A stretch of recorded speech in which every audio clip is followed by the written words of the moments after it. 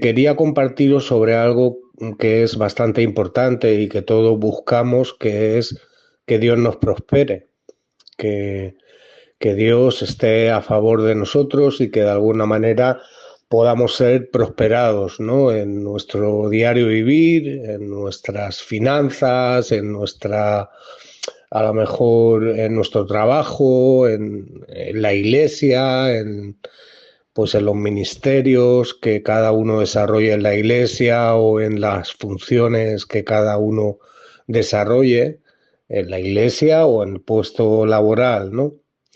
Eh, claro, la palabra de Dios sí que hay textos que nos enseñan, ¿no? Uno de los más claros lo tenemos en el Salmo 1 cuando dice que bienaventurado el varón o la varona, el hombre o la mujer, que no anduvo en consejo de malos, que no estuvo en camino de pecadores, que no se sentó en silla de escarnecedores, sino que en la ley de Jehová está su delicia y en su ley medita de día y noche. Y dice el salmista, lo compara a David, será como el árbol plantado junto a corrientes de agua que da fruto a su tiempo, su hoja no cae y todo lo que hace prosperará. Y luego hace el contraste y dice, no así los malos, que son como el tamo, como las hojarrascas estas, las bolas estas de hojarrasca que arrebata el viento, ¿no? Por tanto, hay algunos principios, no solamente en ese salmo, sino también tenemos en otros textos de la palabra, pero bueno, por amor al tiempo mío y al vuestro, ¿verdad? Vamos a redimir y vamos a ir a otro texto, concretamente es un versículo de la Biblia que a veces no hemos leído, pero como que no lo hemos escuchado mucho, ¿no? O no lo hemos predicado mucho, aquellos que prediquéis como yo, ¿no? Por el medio que sea, sino que a lo mejor pues son textos que pasan bastante desapercibidos, que se le da una relativa importancia, pero como que parece que la cosa no tenga que ver con nosotros y que no lo consideramos mucho, ¿no? Y este versículo concretamente se encuentra en Proverbios. Es un versículo, posiblemente el autor es Salomón, ¿verdad? De la mayoría de los proverbios, y es posible que este proverbio concreto también se pueda atribuir a Salomón. En cualquier caso, este proverbio se encuentra en el capítulo 28 y versículo 13. Fíjate qué sencillo. Dice, el que encubre sus pecados no prosperará, pero el que los confiesa y se aparta, alcanzará misericordia. Repito, y ahora lo leo bien. El que encubre sus pecados no prosperará, mas el que los confiesa y se aparta, alcanzará misericordia. Quiere decir que aquí hay un principio sinergístico, ¿no? En el cual Dios actúa, pero nosotros tenemos que hacer algo, ¿no? Algo muy diferente al principio de la salvación, ¿no? Sabemos que nosotros no tenemos ni pudimos haber hecho nada. Es algo monergista, es algo que solamente depende de una persona. Pero en este caso es algo sinergístico, ¿no? Este principio podríamos decir que es un principio en el cual Dios actúa, el cristiano tiene que actuar y por consiguiente hay un beneficio a través de esas dos actuaciones y ese beneficio es el que viene de parte de Dios. Por tanto, en cuanto a la actuación, depende de Dios y de nosotros como cristianos, pero en cuanto al beneficio, viene de parte de Dios. Y claro, ¿qué ejemplo puedes poner, Edu? Pues bueno, os puedo poner el ejemplo de David cuando en uno de los salmos dice, mientras callé se envejecieron mis huesos en mi gemir todo el día, porque de día y de noche se agravó sobre mí tu mano, ¿no? Me volviste mi verdor en sequedales de verano. Podemos ver también que en otro salmo creo que es el 51, dice, contra ti solo he pecado y he hecho lo malo delante de tus ojos, para que sea reconocido justo en tu palabra y tenido por puro en tu juicio. En este Salmo 51, fijaos lo que dice, ¿eh? Contra ti solo he pecado. Ahora, haciendo un pensamiento hacia la historia de David cuando peca, ¿verdad? Porque este Salmo 51 se le atribuye a cuando es confrontado el rey David con el profeta Natán, ¿verdad? Y dice, contra ti solo he pecado. ¿Por qué?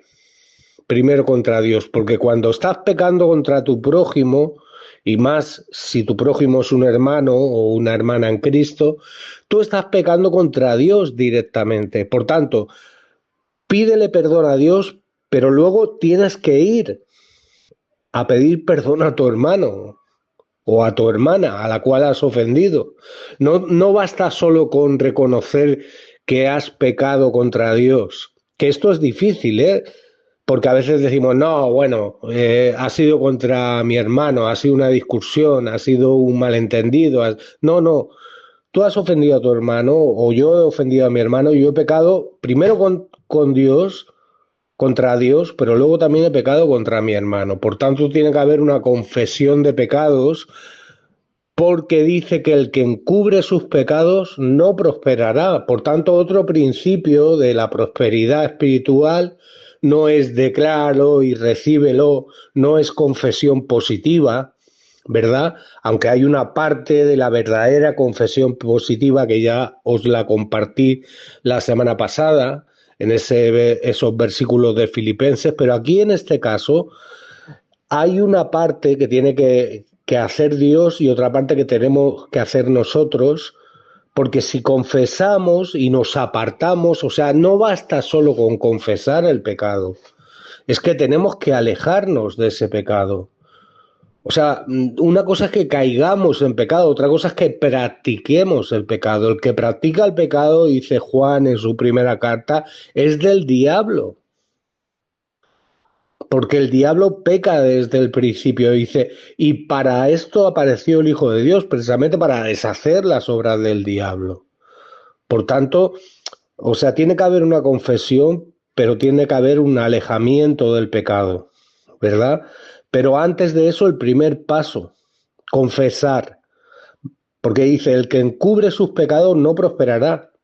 Es que no podemos ser prosperados espiritualmente, querido hermano y querida hermana en la fe. Es imposible. Es imposible, puede haber un tiempo de aparente bonanza, de calma, pero luego la tormenta va a arreciar y va a ser una tormenta provocada por encubrir, tratar de tapar, tratar de ocultar nuestros pecados, de una falta de confesión, de una falta de humillación delante de Dios y delante de las personas contra las cuales hemos pecado. Por tanto, hermano, yo deseo tu bien y deseo mi bien, por supuesto, y yo quiero que tú hagas lo que dice Dios, no lo que yo diga, sino lo que dice Dios, para que seas prosperado. Y esa prosperidad engloba no solamente lo material, va más allá, engloba lo carnal en el sentido de nuestra humanidad, engloba a veces el que Dios conteste a oraciones en sanidad, engloba a veces en que Dios pueda sanar tu enfermedad o la enfermedad de la persona por la cual estás orando, porque de esta manera, al ser tú prosperado espiritualmente, quiere decir que hay un hilo conductor entre tu relación con Dios está conectada, hay corriente espiritual ahí, fluye la presencia de Dios, hay armonía entre tú y Dios. Hermano, hay armonía entre yo y Dios cuando no oculto mi pecado, cuando no convivo con el pecado. No nos acostumbremos a convivir con el pecado. Eso es lo que quiere Satanás, que el Señor lo reprenda. Seamos sabios, hermanos, confesemos nuestros pecados. Y como dice Juan también en su primera carta, Él es fiel y justo para perdonar nuestros pecados y limpiarnos de toda maldad, pero no solo de eso, sino es fiel y justo para prosperarnos, para que alcancemos misericordia, ¿eh? Y para también que estemos en una correcta relación con Dios y con los hombres. Pues nada más, te mando un fuerte abrazo, que Dios continúe bendiciendo, prosperando tu vida según su voluntad y sus riquezas en gloria, y que te conceda las peticiones de tu corazón conforme a su voluntad. Cuando estamos en sintonía con Dios, recuerda, cuando no encubrimos pecados, cuando confesamos, cuando pedimos perdón a Dios y a nuestro prójimo, ahí hay salud, ahí hay sanidad, hay una restauración. Y eso es lo que Dios quiere para tu vida y para mi vida. Seamos sabios. Que Dios te bendiga mucho.